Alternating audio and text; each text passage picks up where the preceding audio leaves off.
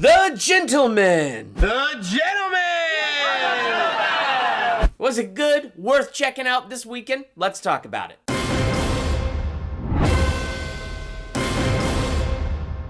Welcome to Durbania. I'm Durbin, and this is my spoiler-free review for Guy Ritchie's The Gentleman. The Gentleman!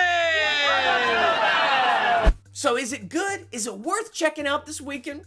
Yeah, probably. I'm gonna be honest with you up front. The whole weed farm crime genre type movie is a little bit outside of my wheelhouse. So what attracted me to go see this movie to begin with was the fact that it was a Guy Ritchie film. That right there from the trailer, you could see that Guy Ritchie style. I mean, I love those Sherlock movies. And I like King Arthur. I thought that was a pretty darn good movie. Aladdin, yeah, but those other Guy Ritchie movies I do enjoy. I like his fast-paced style. I like the way he cuts movies together. Like, I overall really enjoy that. And the trailer just gave me a great big dose of that. And I was like, yes, I'm in. After seeing the movie, I'm gonna give it a C+.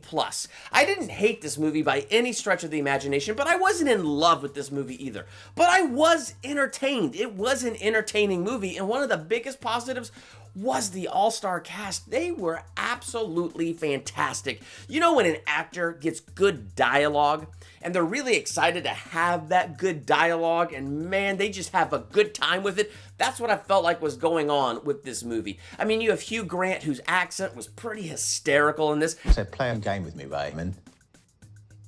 Right. Lovely. Pretty much he's the narrator telling this story to Charlie Hunnam, and just kind of the way he would start this story and just have so many lines of dialogue. I'm sitting there going, it's been a lot, like I used to do plays and stuff, and I'm like, it's been a long time since I've done a play or a show, and that is a lot of lines to memorize, but man, he delivered the snot out of those. Like, he did a fantastic job in his role.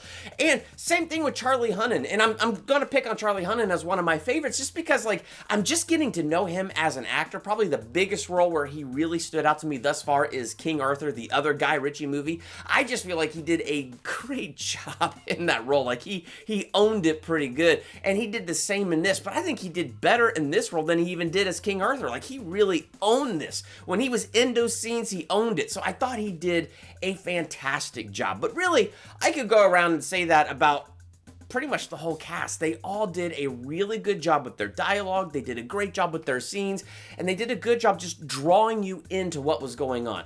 Here's what I will say, and where it kind of just got a little difficult for me. I love the Guy Ritchie style. He puts so much energy and fast pacing into it that the story, once it starts, it really does move.